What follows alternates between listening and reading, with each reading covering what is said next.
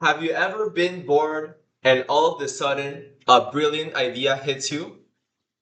That spark, that sudden creativity, is the side of boredom we barely ever talk about.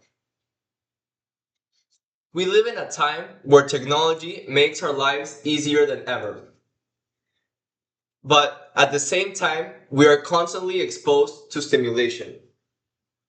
Slowly, without noticing, we are losing one of the most important aspects of human nature. One of these moments happened to me recently. I was stuck in traffic without any music or my phone. When I thought to myself, when was the last time I felt this silence? That moment inspired me to do this speech. I am here to argue why boredom isn't something we should avoid. Instead, embrace and even introduce it into our daily lives. I'll cover three main points: the science and what boredom does to our brain, why people are against it, and how we can use it as a tool. Let's start with the science. When we are bored, we use a part of our brain called the default mode network. This is a fancy way of saying that we have nothing else to do or think about. And the problem is simple. We are rarely reaching this state anymore. Gen Z averages a total of 9 hours of screen time per day. That's over a third of the entire day spent looking at a screen. And the rest of the time, it's most likely filled with background music, podcasts, and even notifications. In fact, a research from the University of Chicago revealed that just having our phone nearby drains mental resources. So, even when we think we're taking a break, we're actually not. This means our brains are never getting the silence they need to develop creativity. Now, let's look at some arguments against boredom. First, multitasking makes me more productive.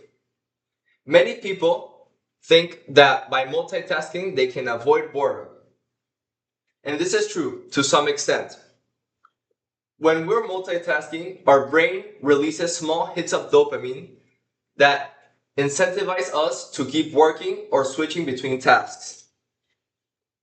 However, neuroscientists have found that our brain can't actually multitask. Instead, inside each time we switch between activities, there's a small start-stop process that goes on in the brain. Those constant switches add up, slowing us down and lowering the quality of our work. Another argument is that boredom is useless, so therefore just push through it. This belief is common both at work and at school. But researchers at the University of Notre Dame found that when people avoid boredom by pushing through it, it comes back as scattered attention and weaker performance. They describe it as pushing down on a spring. The events disappear but come back stronger and hit harder. Finally, music boosts creativity. Therefore, I don't need boredom. To some part, this is true.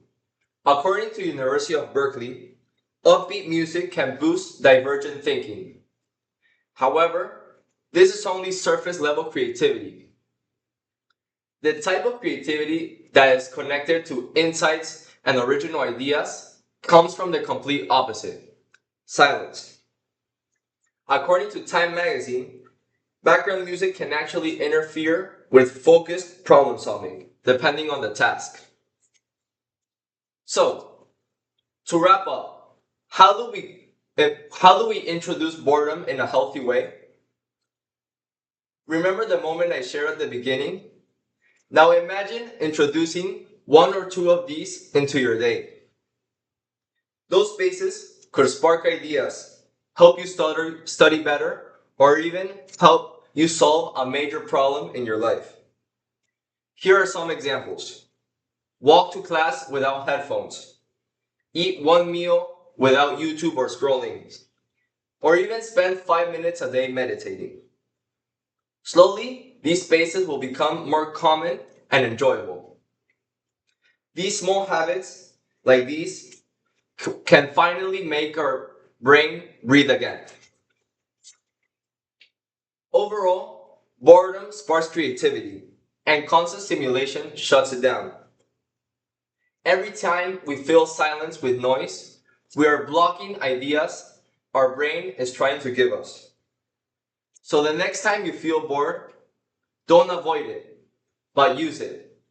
Because that moment has the chance to help your life. Very good. Very good. Good presentation. How many minutes we keep?